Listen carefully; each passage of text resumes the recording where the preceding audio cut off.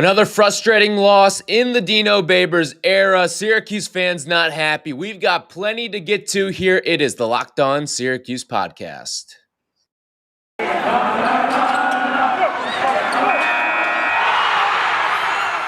are Locked On Syracuse, your daily podcast on the Syracuse Orange, part of the Locked On Podcast Network, your team every day.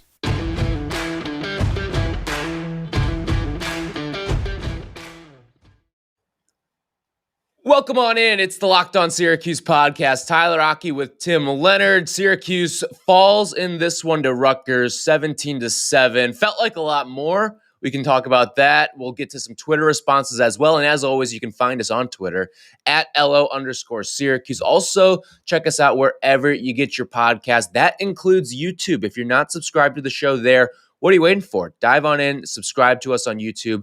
And even if you're subscribed on Spotify, Apple, all that stuff, also check us out on YouTube because we'll be giving you some exclusive stuff on the site there. All right, Tim, this was frustrating, really, from the get-go. I mean, there's that old Mark Twain quote, right, where don't argue with stupid people because they'll bring you down to their level and beat you with experience.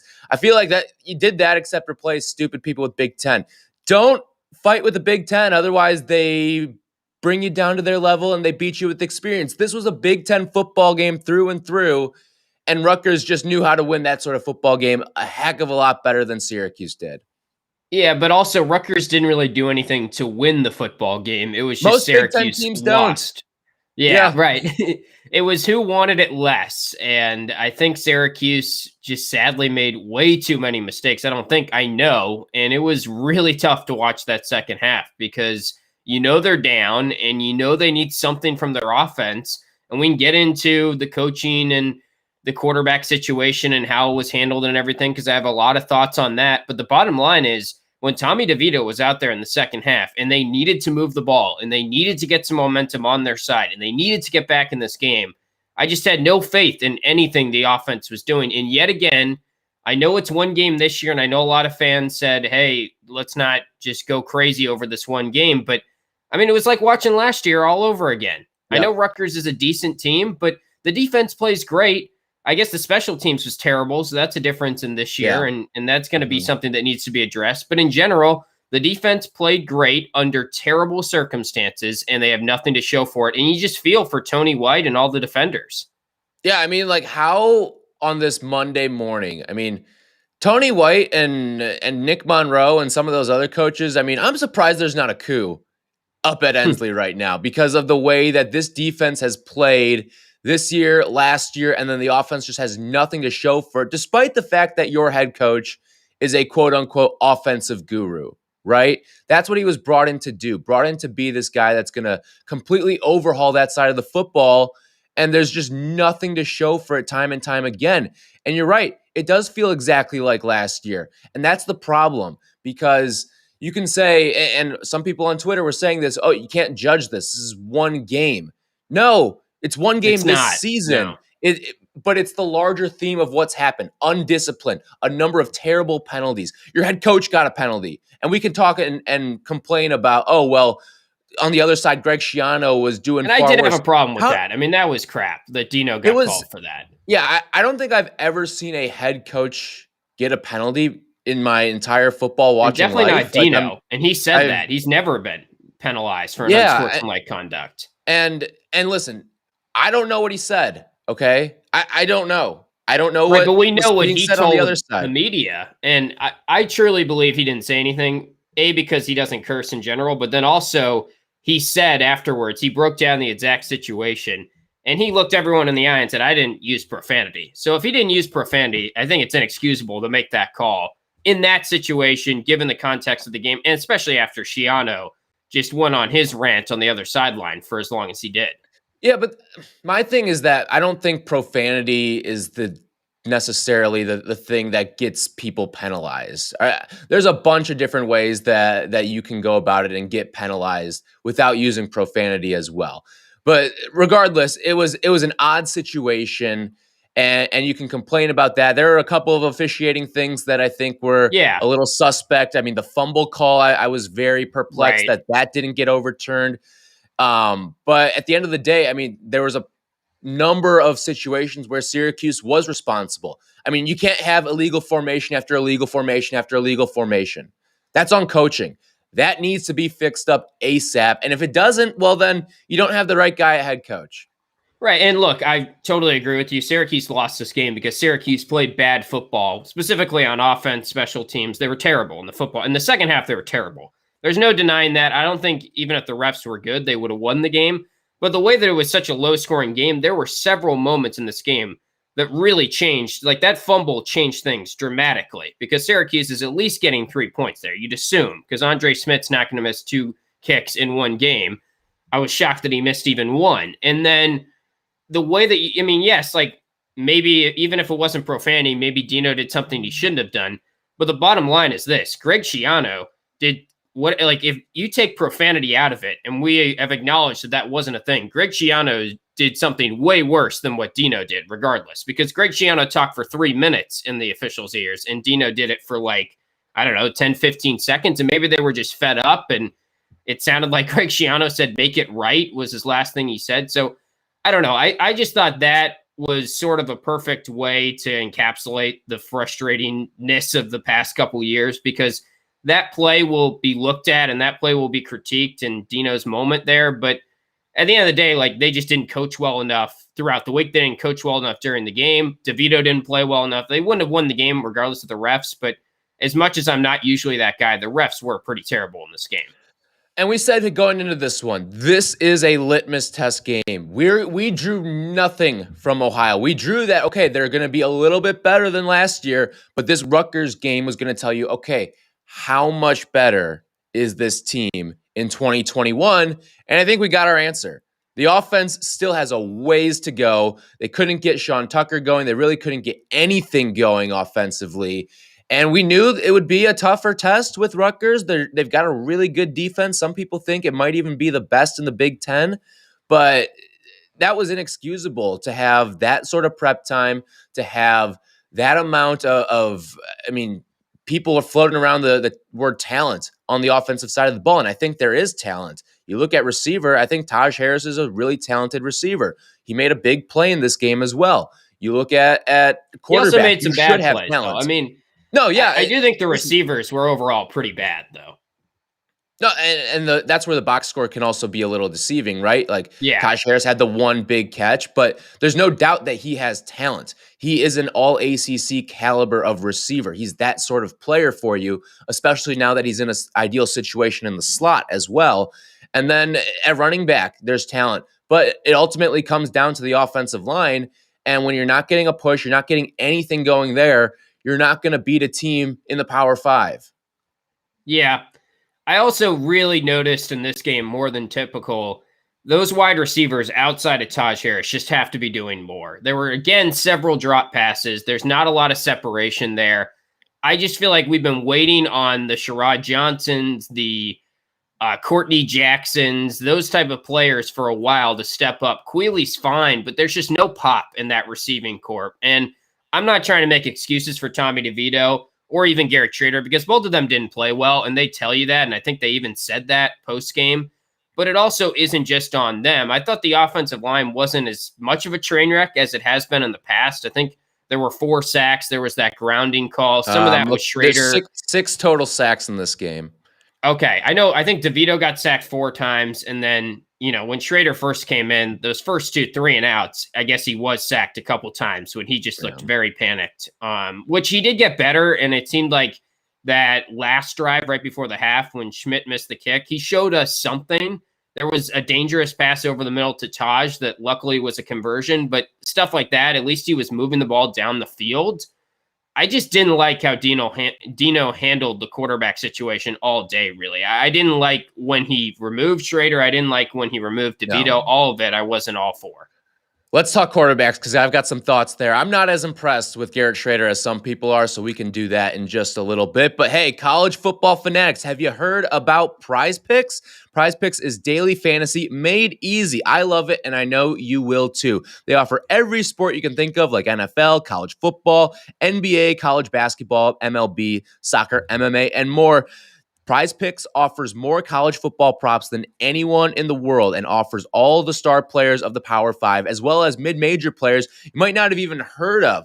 It offers any prop you can think of, from yardage to touchdowns, even interceptions thrown. All of your users that deposit and use our promo code will receive a 100% instant deposit match up to $100. Use 2 to 5 players and an over-under on their projection, and you can win up to 10 times on any entry. And it's just you versus the projections. Prize Picks allows you to do pretty much anything. You can mix your sports as well. Use the award-winning app on both the App Store and Google Play. They can make it done easy in 60 seconds or less. It's that easy. Prize Picks is safe and offers fast withdrawals, so you don't have to worry about any of the hassle stuff. Don't hesitate. Check out prizepicks.com or go to the App Store and download the app today. Prize Picks is daily fantasy made easy. Use our promo code LOCKEDON and you'll receive an 100% instant deposit match.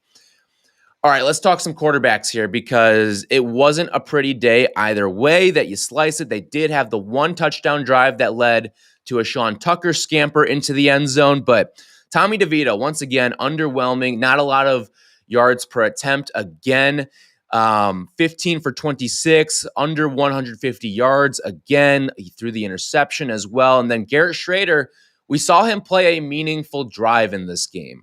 He came in very early. I believe it was like 9.5 minutes left in the second quarter, but he goes 4 of 6 for 42 yards and then gets a handful of drives from there. I just don't understand why Shrader was brought in the first place. Like, at the time when he was brought in, DeVito was 7 for 8 for 65 yards. He was honestly playing, in my opinion, his best football of the season.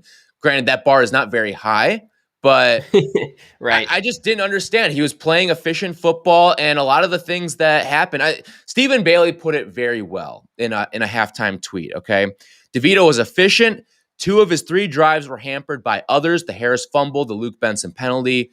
I just don't understand why that was the time to make the switch. So it sounds like Dino in the press conference afterwards said that was before the game. He made up his mind. All right, I'm going to go with Garrett, maybe for 3 drives, 2 drives he had in his head right at the end of that first half, which made me think back to the NC State game when there was some quarterback controversy before that week back in 2018, and he did slide DeVito in for 1 drive before the end of the half. So I don't know if he likes that placement. I don't know why. Maybe we could get him to expound on that in a press conference coming up soon, because I'd like to know, because I think that's just not good strategy to make up your mind before the game and then just not base it on what is going on the field. Because like you said, DeVito, well, he was terrible in the second half, and I'll be the first one to say that. He was maybe as sharp as I've seen him since the UNC game and his 2018 season, when he actually looked half decent when he first came in to replace Dungy. He was as good as we've seen him at Syracuse in 2-3 years, I thought, to start that Rutgers game. And then they pull him, and then Shrader gets pulled after his sharpest drive. So right after they had their 2 best drives probably of the game, the quarterbacks were yanked. Now, there was a halftime after Shrader, and I was fine with going back to DeVito, but if anything, like, use the quarterback battle, quarterback competition to build momentum. If you need a momentum shift, bring in the other guy. He did the opposite. He took away momentum when he took out DeVito when he was playing well. And then when Shrader got going, finally, he took him out, and he never went back to putting in Shrader when DeVito started to tank in the second half. It felt like he treated this like a preseason game. This is not a preseason game. These games matter. You can use them to build towards bowls. It was a 10-point disparity at the end. And guess what? It was tied 0-0 at halftime. Like, there was nothing that said you should have taken Tommy DeVito out. I don't care what your pregame script said. A lot of those things get thrown out the window and should get thrown out the window. Adapt. Yeah. I mean, it's one thing to script your first 15 or however many plays, right? We see coaches across football do that. It's another thing to know how to coach in the moment. You can't just have these pregame scripts and stick with them the entire time. You have to understand the game flow of things. DeVito was moving the ball to a degree in that first half. And this is my problem with 2 quarterback systems, is if you have rhythm and you've got guys with timing, they're starting to get into a little bit of a flow. Like, why do you think Garrett Shrader was good on his 3rd drive? There's a couple factors. A, he was probably in a little bit better of a rhythm, a little more comfortable out there. I mean, he hasn't played quarterback in a meaningful game in how long? It's been almost 2 years now.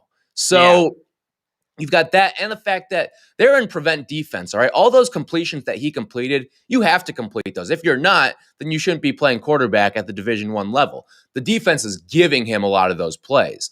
So I just don't understand why you're interfering with the rhythm and the flow of these quarterbacks. And that's the danger of this 2-quarterback system. It's one thing if you flip to a guy, but if you flip to a guy, you flip without the intent of going back to the original. Right. And I think that's a great point there. The other thing is, it's not like it wasn't. I mean, they brought in Shrader when they were backed up at about the 15-yard line. Like, that was not a great first drive for him to come into the game. They didn't need him in that moment. It wasn't like they were in desperate need of a momentum change. He came in, he looked panicked. He looked nervous. He wasn't processing things right. He basically just held onto the ball, then tucked it under and ran into the line a couple of times. And he was pretty bad in this game. So for anyone that's like... I mean, you know what I gained from the Garrett Shrader experience this week? I found out what every driver's ed teacher in America feels like. When you're in the car for the driving lesson, I mean, that thing is a nervous wreck watching him throw a football. I don't know. There's something mechanically that is off with Garrett Shrader. It looks like he puts his entire effort into throwing a football, and I got to say, I was not impressed with what I saw. That one drive that he had where he got a little momentum, sort of set up the field goal that was ultimately missed. I wasn't impressed by that because of the situation of it all. It's 2-minute hurry-up offense that, quite frankly, the defense was giving you a lot of those yards. They didn't want to let you get to the sidelines. So if you worked over the middle and you took advantage of some of their prevent stuff, yeah, you're going to move the football. And outside of that, he didn't do much throwing it. Well, the part that I was really curious with him is how is he going to handle pressure? How poised is he going to be in the pocket? Is he going to be a true foil to DeVito in that regard? And I thought he was very underwhelming in that regard. Like, he maybe got a little bit better. Right. He didn't process things quick enough. And it makes you think, you hear it all the time about the Syracuse offense. It puts too much on the quarterback. The quarterback has to read too many different things. Each route has like 2 or 3 different ways it can go. They could run the ball. There's a lot of things to process. And I just wonder, like, A, is that offense just a problem if you're not recruiting a 4 or 5 star? But these are 4-stars. So maybe it makes you think that this offense is just too complex for a quarterback to handle. Like, maybe they need to completely reevaluate whether this offense combined with an offensive line that I thought was a little bit better in this game, still not good. But if it's not going to be a great offensive line, is this offense the right offense to put out there for Garrett Shrader and Tommy DeVito? Because some of it is just not adding up. We have 2 4-star quarterbacks, and they cannot move the ball, and they look completely rattled back there. I understand that ratings aren't everything, but there's talent there. And at one point, DeVito showed something, and that's why there was a glimmer of hope going into this year that maybe he could find it again. But I don't get it, man. Like, why aren't we moving the ball at all against Rutgers? Yes, it's a decent defense, but I don't even think they're that good. I mean, defensively, they were fine. They forced turnovers, but you can move the ball against them at home. It shouldn't be that much of an issue. And, you bring up the complexity of the offense, and I think it's a very tough situation for a new quarterback to find themselves in, right? It doesn't matter if it's a shortened offseason or if it's a full offseason. It'd be very tough, I would imagine, for a quarterback to figure out the Dino Babers offense and be successful in year one. It's a process that probably takes 2, 3, maybe even 4 years. And let's be honest, I don't know if Dino has 2, 3, 4 years left to be able to figure things out quarterback-wise. And for that reason, I think you have to go with Tommy DeVito, someone who knows this playbook way better, a way better handle of the offense. And we're seeing it play out right now. Yeah, and if you're going to go with Garrett Shrader, just ride him. Ride through his mistakes and stay with him. Because he's even said, I don't like the idea of just coming in for a drive or 2. He's a guy that needs to get in rhythm. We saw that very clearly in this game. He's not going to come out gunslinging. He needs to process things like any quarterback. It felt like this was the exact, if you were laying out a case as to why the 2-quarterback system doesn't work, and if you were an advocate against it, you would show someone this game because DeVito got out of his good rhythm and Shrader never got into a rhythm because, frankly, he never got the chance to. So Dino tried to kind of dance with both of them. He needs to just pick one, which should be DeVito, I think, and then ride it through. And if you really need to make a change when DeVito's tanking in the second half and you're down by 10 and you need something. That's when you have the luxury of a second quarterback and you go to him. I thought he completely mishandled the situation QB-wise. Second quarterbacks are sparks. They're not guys that you throw in package-wise. It's DeVito versus UNC. Right. It's back in 2018. Like, that's when you need a second quarterback. Mackenzie Milton comes in and he provides a spark for Florida State. I don't get it. They didn't need a spark when Shrader came in. And then when they did need Shrader to come in to provide a spark, he didn't go to him. And you bring up Mackenzie Milton. That's the perfect example here of a spark. Remember? Because he was only supposed to come in for one play, right? I mean, Jordan Travis's helmet comes off. It wasn't an injury thing. It was Jordan Travis had to go sit out a play. And then Milton comes in, makes a big-time throw, and all right, we're going to stick with them. And he almost brings them back against one of the best teams in the country. So I've got some more quarterback thoughts I want to get to, and then we can also dive into a little bit of coaching as well. But there's a few things in life, they're just not fun to talk about. One of them is excessive sweating. You know, when you're sweating through your shirts for no reason, it can be pretty embarrassing. Now, it's not life or death. There's much worse problems in the world, but let's be honest, in the moment, it feels like a big deal. Nobody likes to pit out during an important speech, interview, or God forbid, a first date. I'd much rather not worry about it, and that's why I use SweatBlock antiperspirant wipes. SweatBlock is stronger and more effective than most clinical antiperspirants. You simply apply it at night before bed, go to bed, then the next morning you wake up, wash, and go about your day without worrying about sweat. Guaranteed. I know this sounds too good to be true, but I literally only have to use SweatBlock once or twice a week, and it keeps me dry the entire time. No more pitting out, no more picking shirts like this one. I got a gray on today, Tim.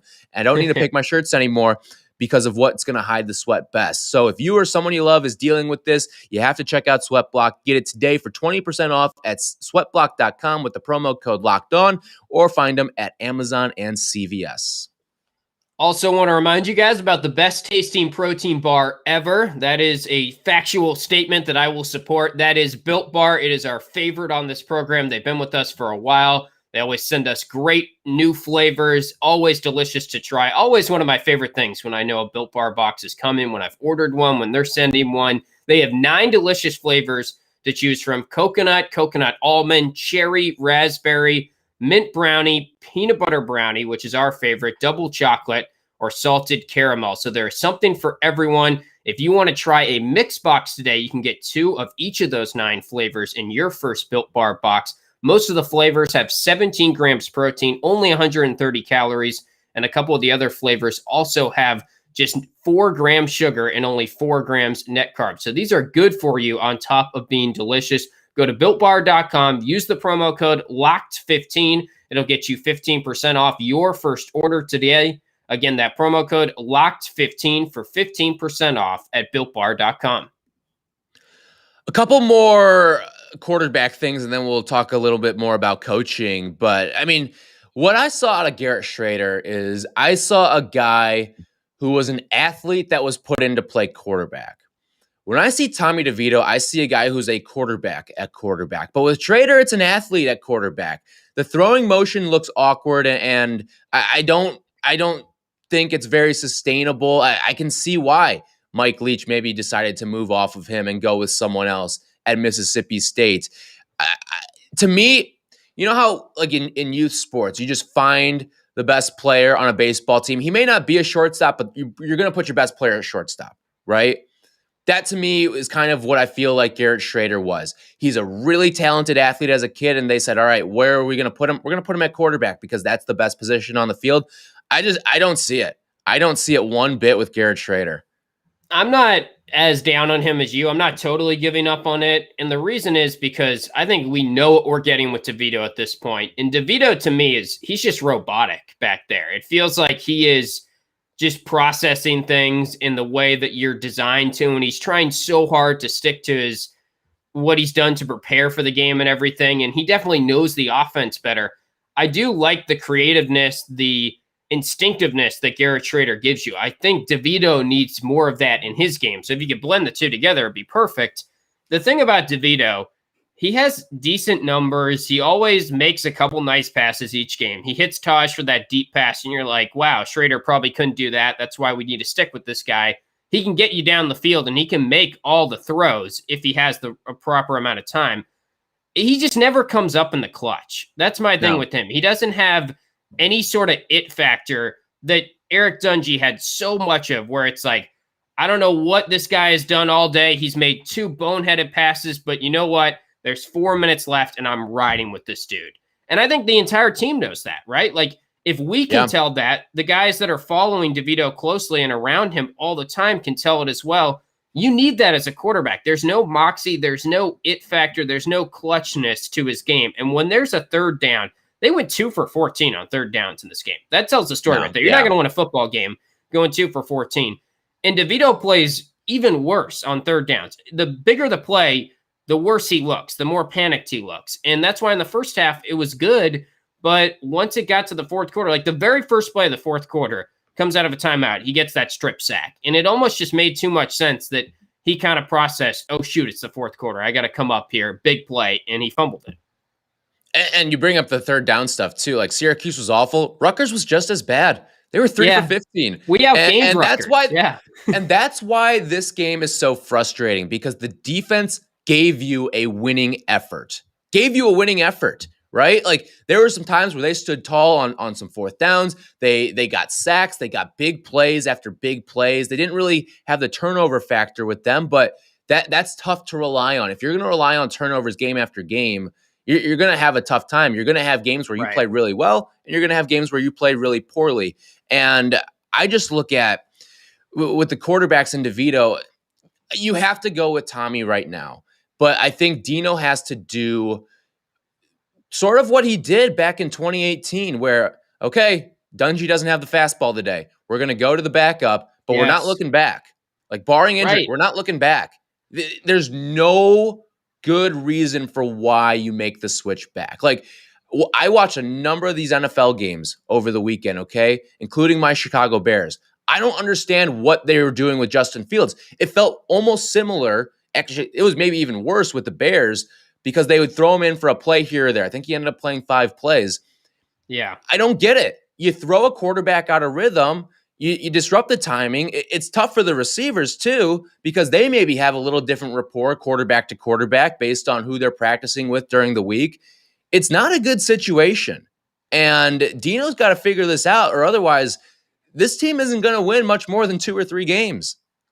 Yeah, so I think that's what I thought they were going to do with Shrader, is play him like Justin Fields. Oh, it's a red zone snap. Bring him in like Wildcat. Like, Rutgers had a quarterback in quotation marks that they used like that Lanyon guy who was just bigger. He almost looked like a tight end. Everyone thought he was like Johnny Manziel.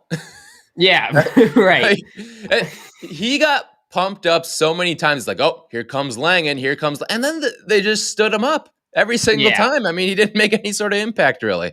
No, the defense was really solid in this game. I think they had 13 tackles for loss, looking at the box score on Cuse.com. I don't know if that's everywhere 13, but that's a lot of tackles for loss. They got to the quarterback some. I mean, 4 sacks. They were really solid. Defense came to play. So, yeah, that's what makes it even more frustrating. And I also got to say, and we're probably going to do some film room stuff tomorrow, so we'll talk about this more, but watching Dino's press conference, for anyone that hasn't watched it yet afterwards, I mean, that's a coach that just looked so defeated.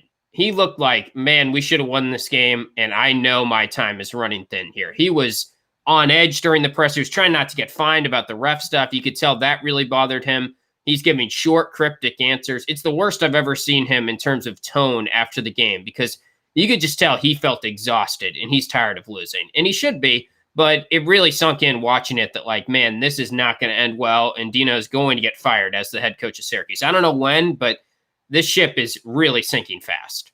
Listen, you know what I see with Dino Babers right now? He's the guy at the office. You go to the water cooler area, and he's always got a good movie quote for you. Nobody just loves the movie quote guy, right? Like, all right, cool, dude. You watch a lot of movies. All right, cool. Like, you keep things loose. But it doesn't mean you're good at your job. Like, that's what that's the point we're getting to right now. And there's a number of other people on that staff that probably should be heading out the door with them. I mean, Sterling Gilbert. Not I Tony don't White. understand. Can we please keep Not him Tony White somehow? Tony White, Nick Monroe. You've got hall passes here, but everyone else, I mean, it's getting worse and worse. And I posed the question on our Twitter account, like, would you welcome back Doug Marrone? Because I sure as hell would. He knew how to recruit the Northeast. Right now, he's at Alabama. I don't know if people know this right now. He is the offensive line coach down at Alabama. Is this going to be Nick Saban's next reclamation project? Like, you're seeing it with all these guys. You get fired from a job, you go to Alabama for a year, and then you're back in the pros somewhere, or you're back as a college head coach. I'd welcome Doug Marrone back with open. I'd welcome Nick Saban back with open arms as well, but sure. I don't think that's feasible. But I would welcome Doug Marrone back with open arms. Can he be your Mac Brown and turn around your football program and get it back to the point where it used to be when he was previously there? Also, a little bit of Greg Schiano parallels to compare it to last week. I mean, just because, he goes to the NFL, Schiano comes back to I think he'd be great. I don't know if he'd ever actually come back, but yeah, it's really frustrating. I think we can also at some point this week get into, all right, what does it take for Dino to get fired this year? Because a lot of fans are ready to fire him right now, and I totally get that. And in a perfect world, I think that would be the move after that pathetic performance in the second half. But it's just not that likely that he's going to be fired by the end of this year, given the buyout. That's how I feel about it. My take on it is that if you're expecting an in-season firing, you're not going to get what you like.